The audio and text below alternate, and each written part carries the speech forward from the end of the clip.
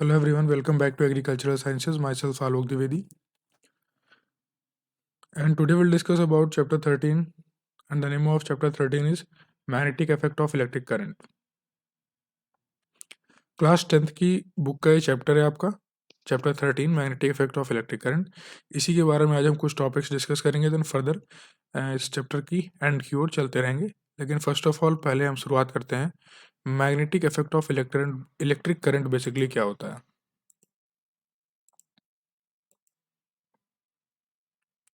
देखिए यहाँ पर लिखा हुआ है कि द अफेक्ट ऑफ अट्रैक्शन और deviation of a conducting material.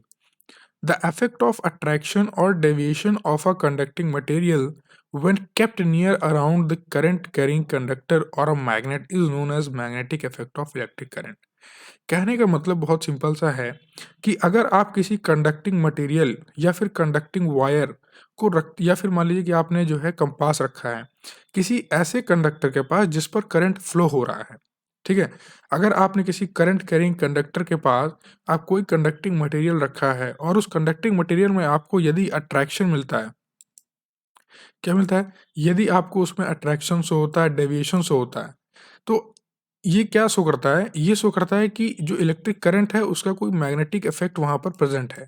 यानी कि electric current possess magnetic effect.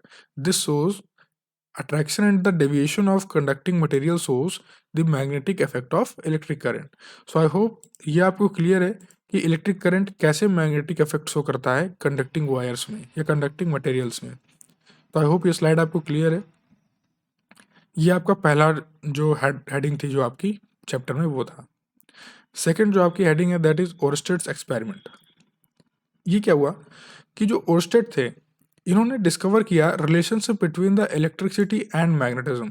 अभी आपने पढ़ा कि magnetic effect of electric current, तो इन्हीं के बीच का रिलेशनशिप निकाला ओरस्टेड एक्सपेरिमेंट ने। यानी कि इन्होंने इस चीज़ को सिद्ध किया कि इलेक्ट्रिसिटी और मैग्नेटिज्म का कुछ रिलेशनशिप है, और वो रिलेशनशिप कैसा है वो मैग्नेटिक फील्ड के टर्म में ये उसको डिफाइन कर पाते हैं। तो ये करते क्या है कि in his experiment he notice that when a magnetic compass is placed near the current carrying conductor, that is not carting, that this is carrying, so current carrying conductor or a wire, it produces a magnetic field around it which deflects the compass needle। देखिए Oersted ने किया क्या basically, ये जो इनके पास एक magnetic compass था, ठीक है, इन्होंने एक मैग्नेटिक कंपास लिया और एक करंट कैरिंग कंडक्टर के पास उसको ले गए। मान लीजिए कि आपने जो है, जैसे ये देखिए यहाँ पर इस डायग्राम में देखिए, ये ये आपका एक करंट कैरिंग कंडक्टर है ऐसा, इस पर करंट फ्लो हो रहा है आई, और आपके पास ये कंपास है। तो आप क्या करते क्या हो, जब इस करंट कैरिंग कंडक्टर के पास जब आप इस कंपास को ले आते हो तो आपको इसमें डिफ्लेक्शन दिखता है। This arrow shows the deflection of compass needle. So ये बताते हैं कि जब आप ले जाते हो तो आपको डिफ्लेक्शन मिलता है कंपास निडल में, एंड यही शो करता है कि उस करंट कैरिंग कंडक्टर के आसपास कहीं कुछ ऐसा फोर्स है, कोई ऐसा फील्ड है जो उसको अट्रैक्ट कर रहा है, जो उसको डेविएट कर रहा है, and that force and that area is will be known as magnetic field. और उसी एरिया को हम लोग क्या बोलेंगे, मैग्नेटिक फील्ड बोलेंगे। तो आई होप आपको ये चीज़ समझ में आई कि ओरस्टेड ने कैसे समझाया कि मैग्नेटिक फील्ड कैसे प्रोड्यूस होती है, और उनको कैसे पता चला कि किसी करंट कैरिंग कंडक्टर के पास मैग्नेटिक फील्ड का प्रेजेंस होता है। तो आई होप आपको ये चीज़ समझ में आ गई बहुत क्लियर तरीके से। बहुत सिंपल सा एग्जाम्पल आप दे सकते हो ये वाला जो मैंने अभी आपके यहाँ पर बताया, ठीक है। Next, a French scientist Andre Marie Ampere express the direction of deflection. यानी कि जो आपके एंड्री मैरी एम्पियर थे, आज की डेट में जो आप करंट की यूनिट बोलते हो कि कितने एम्पियर करंट आ रहा है, तो ये यही व्यक्ति थे एंड्री मैरी एम्पियर। इन्हीं का सरनेम आप यूज करते हो यूनिट, जब आप करते हो कि कितने यूनिट जो है आपका बिल आ गया। तो देखिए क्या है कि express the direction of deflection of the compass needle by the rule known as Ampere swimming rule. तो एंड्री मैरी एम्पियर ने ये बोला कि आप अगर डिफ्लेक्शन ऑफ कंपास निडल देखना चाहते हो कि किस डायरेक्शन में हो रहा है, तो आप मेरे एम्पियर स्विमिंग रूल के थ्रू देख सकते हो। इसके थ्रू आप पता कर सकते हो कि जो डिफ्लेक्शन हो रहा है कंपास निडल में वो किस डायरेक्शन में होगा। तो चलिए देखते हैं किस डायरेक्शन में होगा। तो एम्पियर स्विमिंग रूल ये स्टेट करता है कि अगर कोई स्विमर स्विम कर रहा है in the direction of the current facing the magnetic needle, अगर मैग्नेटिक निडल के डायरेक्शन में, यहाँ जैसे आप इस डायग्राम पे देखिए कि अगर ये जो बंदा है ये मैग्नेटिक निडल के फेस की तरफ, यानी कि इस तरफ, और इलेक्ट्रिक करंट की डायरेक्शन में यदि ये स्विम कर रहा है तो फिर क्या होता है, अगर स्विम कर रहा है तो क्या होगा, the north pole of the magnetic field deflects toward his left. तो यानी कि जो इसका नॉर्थ पोल है, दिस वन, ये नॉर्थ पोल आपका इसके लेफ्ट हैंड की तरफ डिफ्लेक्ट करेगा, किसकी तरफ, लेफ्ट हैंड की तरफ। एंड जो इसका साउथ पोल है, this will deflect toward the right hand. ये कहना चाहता है आपको एम्पियर स्विमिंग रूल, यानी कि अगर आप नॉर्थ पोल की तरफ फेस करते हो और इलेक्ट्रिक करंट की डायरेक्शन में आप यदि स्विम करते हो, तो जो आपका लेफ्ट हैंड होगा that will be on the north pole and the right hand will be on the south pole direction. तो आई होप आपको ये चीज़ क्लियर है कि एम्पियर स्विमिंग रूल क्या है। अगर कोई डाउट है तो आप मुझे बता सकते हैं इसके बारे में। कमेंट सेक्शन में आप मुझे इसका कोई भी डाउट है यदि आपके पास, तो उसको ज़रूर वहाँ पर मेंशन करिए। Comment section is for that purpose only. तो आई होप ये डायग्राम आपको क्लियर है कि ये डायग्राम आपके बुक में क्यों दिए हैं। नेक्स्ट हम लोग डिस्कस करेंगे the concept of magnetic field. Concept of magnetic field में क्या है कि a region near a magnet, the region near a magnet where the magnetic needle experiences the torque and rest in a definite direction is called the magnetic field. बहुत simple सी बात है कि अगर आपके पास कोई बार मैग्नेट है या फिर कोई मैग्नेट आपके पास है और आप कंपास निडल यानी एक कंपास की निडल या मैग्नेटिक निडल को लेके उसके पास जाते हो, तो होता क्या है, आपको उसमें एक टॉर्क दिखता है। ड्यू टू द टॉर्क आपको जो डेविएशन और डिफ्लेक्शन मिल रहा है निडल में, वो तो टॉर्क की वजह से ही मिल रहा है ना। तो मैग्नेटिक निडल में आपको एक टॉर्क मिलता है और एक डिफ्लेक्शन के बाद वो जो निडल है वो रेस्ट कर जाती है किसी एक डेफिनेट डायरेक्शन में। जैसे यहाँ पर मैंने आपको बताया था कि जो आपकी निडल है वो लेफ्ट हैंड की तरफ डिफ्लेक्ट करेगी और यहीं पर रेस्ट करेगी जब तक उसको मैग्नेटिक फील्ड एक्सपीरियंस होगा। और ये जो टॉर्क एंड रेस्ट है मैग्नेटिक नीडल का, ये जो फिनोमेना जो शो हो रहा है, this shows the magnetic field. यही दिखाता है कि किस रेंज तक आपका मैग्नेटिक फील्ड एक पर्टिकुलर मैग्नेट दे सकता है। यानी कि जैसे कि मान लीजिए, जैसे कि ये आपका यहाँ पर, अभी मैं आगे दिखाता हूँ आपको, ये रहा। जैसे देखिए ये आपका एक मैग्नेट है, ठीक है, ये आपका मैग्नेट है, ये मैग्नेट है आपका। तो होता क्या है कि ये जिस एरिया तक, जिस रीजन तक, यानी कि इस रीजन तक ये मैग्नेटिक फील्ड एक्सपीरियंस हो रहा है इस मैग्नेट की हेल्प से, यानी कि जो ये जो मैग्नेट की इंटेंसिटी है इसके फील्ड की, वो सिर्फ इस रेंज तक है जहाँ तक आपको एरो दिख रहे हैं। तो अगर यहाँ तक आपको डिफ्लेक्शन दिखता है यदि आप कंपास लेके आते हो इसके नज़दीक, तो अगर इसके आउटर चले जाते हो आप तो आपको डिफ्लेक्शन नहीं दिखता है। सो दिस शोज कि मैग्नेटिक फील्ड होता है मैग्नेट्स के पास एंड करंट करेंगे कंडक्टर के पास। एंड ये जो एरिया है जहाँ तक आपको डिफ्लेक्शन दिखेगा, टॉर्क दिखेगा, रेस्ट दिखेगा कंपास निडल का, वही एरिया आपका मैग्नेटिक फील्ड कहलाएगा। तो आई होप आपको समझ में आ गया मैग्नेटिक फील्ड क्या है। यदि कोई डाउट है तो बेझिझक उसको आप कमेंट सेक्शन में मेंशन करिए। नेक्स्ट है the direction and the magnitude of the magnetic field. अब आप direction and the magnitude of the magnetic field, ये दो टर्म्स बहुत इंपॉर्टेंट हैं कि डायरेक्शन और मैग्नीट्यूड का मैग्नेटिक फील्ड में क्या खेल है।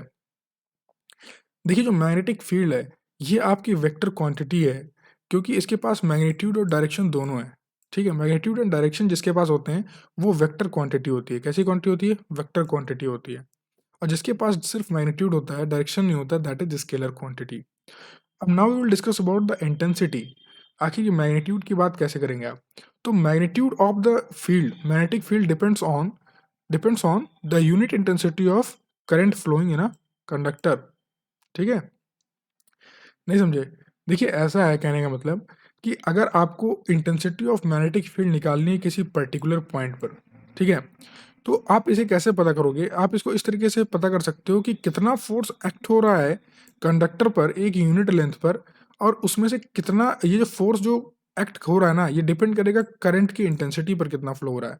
यानी कि कितने इंटेंसिटी का करंट फ्लो हो रहा है, ये आपको वही डिपेंड करेगा कि क्या फोर्स होगा उस कंडक्टर का, जो उसकी इंटेंसिटी को बताएगा कि उसकी मैग्नेटिक फील्ड कितनी स्ट्रांग है, कितनी स्ट्रांग नहीं है। यानी कि साफ सीधी बात कि करंट ऑफ, ये जो करंट की इंटेंसिटी होगी, this will define the strong force of magnetic field और the weak force of magnetic field. So I hope this is clear to you. Now we will move next. Then our topic comes magnetic lines of force. What is magnetic lines of force? First of all, I will show you a diagram. In this diagram, आपको magnetic lines of force दिख रही होंगी। ठीक है, ये जो आप इधर आपका नॉर्थ पोल है, this is your north pole, and here it is your south pole, this is O. ठीक है, तो आपने देखा इस डायग्राम में कि नॉर्थ पोल से जो आपकी रेज हैं, ये जो लाइंस ऑफ फोर्स है, ये ओरिजिनेट हो रही हैं एंड ये आपकी एंड हो रही हैं कहाँ पर जाके, साउथ पोल में जाके। ठीक है, तो ये चीज आपने यहाँ पर देख लिया, ये माइंड में आपके सेटअप हो गया। अब पढ़ते हैं what are magnetic lines of force. So कह रहा है कि a curve line which starts from north pole of the magnet and enters into the south pole, this curve line is called the magnetic lines of force. बहुत ही आसान से शब्दों में कि ऐसी कर्व लाइन जो मैग्नेट की नॉर्थ पोल से स्टार्ट होती है और एंड होती है जाकर कहाँ पर, साउथ पोल में, यानी कि it starts from the north pole and enters into the south pole and this curve line is called the magnetic lines of force. So I hope आपको ये चीज क्लियर है कि मैग्नेटिक लाइंस ऑफ फोर्स क्या है। Now आप इसको और कैसे डिफाइन कर सकते हो। सॉरी। देखिए, the lines of force in a magnetic field, the lines of force in a magnetic field are those imaginary lines which indicate the direction of magnetic field continuously at that place. अब ये जो lines of force है, आपको ये तो पता चल गया कि लाइंस ऑफ फोर्स बेसिकली है क्या, आप इसको कैसे डिफाइन करोगे, तो आपको पता चल गया कि आप इसको इस तरीके से डिफाइन कर दोगे कि एक curve line which starts from north pole and enters into the south pole and this curve line is known as magnetic lines of force. But basically lines of force का काम क्या है, क्या इंडिकेट करता है। ये जो लाइंस ऑफ फोर्स है मैग्नेटिक फील्ड का, ये एक पहली बात तो इमेजिनरी लाइंस है। ठीक है, इमेजिनरी इमेजिनरी लाइंस हैं और ये इंडिकेट करती हैं डायरेक्शन ऑफ मैग्नेटिक फील्ड। क्या इंडिकेट करती हैं, direction of magnetic field continuously at that place. यानी कि अगर आप इस डायग्राम को देखो तो आपको इससे ये पता चलता है कि इस नॉर्थ पोल से, पर्टिकुलरली इस पॉइंट से, इस नॉर्थ पोल से कंटिन्यूसली ये जो आपकी रेज हैं, रेज इन द सेंस की ये जो आपकी मैग्नेटिक लाइंस ऑफ फोर्स हैं, ये यहाँ से ओरिजिनेट हो रही हैं, यहाँ से निकल रही हैं और ये बंद, यानी कि ये बंद नहीं होगी ऐसा, मतलब ऐसा नहीं होगा कि किसी एक पॉइंट पे आकर जो इसकी मैग्नेटिक लाइंस ऑफ फोर्स है ये यहाँ से ओरिजिनेट होना बंद हो जाए। ये कंटिन्यूस आपको दिखेगी। ठीक है, कंटिन्यूस दिखेगी, इसीलिए आपको मैग्नेटिक फील्ड भी वहाँ पर हमेशा मिलता है मैग्नेट के अराउंड। अगर मैग्नेटिज्म ही उसके अंदर फिनिश हो जाएगा फिर नहीं दिखेगा आपको। फिर जैसे कि बेसिकली आप ये इन द सेंस ऑफ, अगर आपका करंट कैरिंग कंडक्टर है तो जब तक उसके अंदर करंट फ्लो होगा तब तक आपको मैग्नेटिक फील्ड दिखेगा। अगर नहीं करंट फ्लो कराओगे आप तो उसके अंदर आपको ना इलेक्ट्रिक फील्ड दिखेगा ना मैग्नेटिक फील्ड दिखेगा। बेसिकली जो इलेक्ट्रिक का, जो आपका इलेक्ट्रिक यदि करंट कैरिंग कंडक्टर है तो उसमें इलेक्ट्रिक फील्ड बेसिकली होता है, बट अभी आपको इतना समझना है कि उसके अंदर भी आपको मैग्नेटिज्म जैसी कुछ फिनोमेना समझ में आता है। देखिए, अगर आप टेंजेंट ड्रॉ करोगे आप किसी मैग्नेटिक लाइंस ऑफ फोर्स को, तो आपको डायरेक्शन ऑफ मैग्नेटिक फील्ड वहाँ पर मिल जाएगी। ठीक है, नाउ नेक्स्ट इसके बारे में थोड़ा सा और पढ़ते हैं कि अब मैग्नेटिक फील्ड से रिलेटेड और क्या आपके क्वेश्चन अराइज हो सकते हैं। तो अगर आपका मैग्नेटिक फील्ड यूनिफॉर्म है, क्या है, यूनिफॉर्म है, तो जो लाइंस ऑफ फोर्स होंगी वो इक्वी डिस्टेंट होंगी एंड पैरेलल होंगी और सभी सेम डायरेक्शन में होंगी। यानी कि ये देखिए, ये जो लाइंस ऑफ फोर्स हैं इनके बीच जो डिस्टेंस होगी वो हमेशा इक्वी डिस्टेंट होगी और देखिए सभी पैरेलल भी हैं और एक ही डायरेक्शन में है। तो ये बहुत इंपॉर्टेंट पॉइंट है, आपसे क्वेश्चन पूछा जा सकता है ये एमसीक्यू के फॉर्म में या फिर फिल इन द ब्लैंक्स में पूछा जा सकता है। अगर अनइवन मैग्नेटिक फील्ड है तो आपका ये क्या होगा, अनइक्वली स्पेस्ड होंगी मैग्नेटिक लाइंस ऑफ फोर्स। और अगर लाइंस बहुत पास पास हैं तो इसका मतलब कि फील्ड आपकी, यानी कि जो मैग्नेटिक फील्ड है वो बहुत स्ट्रांग है, यानी कि इंटेंसिटी उसकी काफ़ी हाई है। ये देखिए इस तरीके की इक्विडिस्टेंट दिखाएगा आपको लाइंस ऑफ फोर्स के बीच में। ठीक है, ये शो कर रहा है कि क्या इक्विडिस्टेंट एंड पैरेलल होता है ये डायग्राम। नेक्स्ट डिस्कस करें तो अब आता है आपका कि व्हाट आर न्यूट्रल पॉइंट्स। देखिए, न्यूट्रल पॉइंट्स क्या होते हैं। सबसे पहले मैं आपको डायग्राम दिखाता हूँ जिसके थ्रू आप पता लग जाएगा आपको कि बेसिकली हम क्या पढ़ने वाले हैं। देखिए, यहाँ पर बेसिकली हम कर क्या रहे हैं कि बार मैग्नेट की मैग्नेटिक फील्ड को हम यहाँ पर कंपेयर कर रहे हैं अर्थ के मैग्नेटिक फील्ड से। यानी ये जो आपका है, दिस इज बार मैग्नेट, ये क्या है आपका, बार मैग्नेट है। ठीक है, एंड ये जो मैग्नेटिक लाइंस ऑफ फोर्स दिख रही हैं ये आपको जानते हैं किसके दिख रही है, ये है आपके अर्थ की मैग्नेट की, ये आपका अर्थ मैग्नेट है। ठीक है, एक सेकंड जरा सा इसको मिटा देते हैं।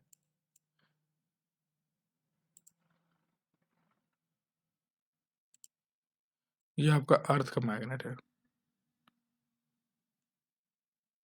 ठीक है, तो आई होप आप समझ गए हैं क्या लिखा है। तो ये जब हम इसके फील्ड और इसके फील्ड के जो मैग्नेटिक लाइंस ऑफ फोर्स हैं, उनका जब हम ऑब्जर्वेशन करते हैं तो हमें कुछ 2 चीज़ें पता चलती हैं। वो 2 चीज़ें क्या हैं, यहाँ पर आपको याद देखने वाली चीज़ है। एक ये पॉइंट पता चलता है और एक ये पॉइंट पता चलता है, और यहाँ पर भी एक ये पॉइंट पता चलता है और एक ये पॉइंट पता चलता है। जब हम नॉर्थ जो पोल है मैग्नेट का वो अर्थ के नॉर्थ की तरफ रखते हैं तो आपको ये दिखता है, इस तरफ दिखते हैं ये 2 पॉइंट। और जब हम इसका साउथ पोल बार मैग्नेट का नॉर्थ पोल की तरफ कर देते हैं अर्थ के, तो आपको कुछ इस तरीके से रेज दिखाई देती है। तो आई होप आपने ये डायग्राम अब देख लिया है। अब चलते हैं आगे, बेसिकली ये 2 पॉइंट हैं क्या। तो बेटा इन्हीं दोनों पॉइंट को कहते हैं न्यूट्रल पॉइंट्स। क्या कहते हैं? न्यूट्रल पॉइंट्स कहते हैं। तो कैसे हैं ये points? Such 2 points through which no lines of force passes, these points are called neutral points. अब देखिए ये जो पॉइंट्स हैं, आप देख रहे हो कि ये मैग्नेटिक जो लाइंस ऑफ फोर्स हैं ये यहाँ तक आई हैं, इसके बाद जो अर्थ की मैग्नेटिक लाइंस ऑफ फोर्स है वो इसके बगल से गुजर गई, लेकिन इसके पास कोई लाइंस ऑफ फोर्स नहीं गई। मतलब कि ऐसा लाइंस ऑफ फोर्स, ऐसी जगह, such a point where no lines of force pass हो, कोई लाइंस ऑफ फोर्स ना पास होती हो जहां पे, जिस पॉइंट से, that point will be known as neutral point. I hope आपको ये समझ में आ गया कि न्यूट्रल पॉइंट क्या है। अब होता क्या है बेसिकली न्यूट्रल पॉइंट पे, एक और खास बात है जानने वाली ये कि 2 मैग्नेटिक फील्ड होते हैं इक्वल। इस जगह पर ये जो न्यूट्रल पॉइंट होता है, यहाँ पर equal in magnitude and opposite in the direction, यानी कि जो आपका मैग्नेटिक फील्ड है, यानी कि जो आपका अर्थ का मैग्नेटिक फील्ड और ये जो आपका बार मैग्नेट का मैग्नेटिक फील्ड है, ये यहाँ पर क्या होगा, इक्वल होगा इन मैग्नीट्यूड और अपोजिट इन डायरेक्शन होगा। ठीक है, ये देखिए equal in magnitude and opposite in direction. ये देखिए अर्थ का जो मैग्नेटिक लाइंस ऑफ फोर्स है ये इधर नॉर्थ की तरफ जा रहा है और ये नॉर्थ से साउथ की तरफ आ रहा है। ठीक है, तो क्या होगा कि अपोजिट इन डायरेक्शन है, जब opposite in direction and magnitude में इक्वल है तो क्या होगा, यहाँ पर नो लाइंस ऑफ फोर्स आपको दिखेगी। क्या होगा? नो लाइंस ऑफ फोर्स दिखेगी। इसीलिए बोलते हैं कि the resultant of magnetic field zero at neutral point, यानी कि न्यूट्रल पॉइंट पे जो रिजल्टेंट मैग्नेटिक फील्ड होता है वो क्या होता है, जीरो होता है एट न्यूट्रल पॉइंट। तो आई होप आपको ये समझ में आ गया कि न्यूट्रल पॉइंट क्या होता है। यदि कोई डाउट है तो आप मुझे बता सकते हो, ये डायग्राम आपको क्लियर होगा।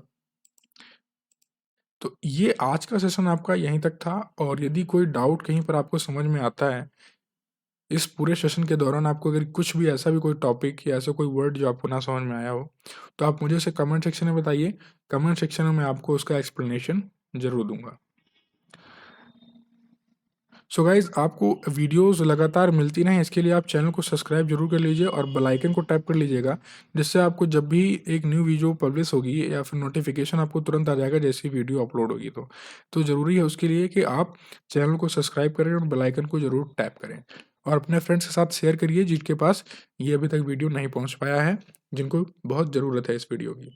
सो थैंक यू गाइज, जय हिंद, जय भारत।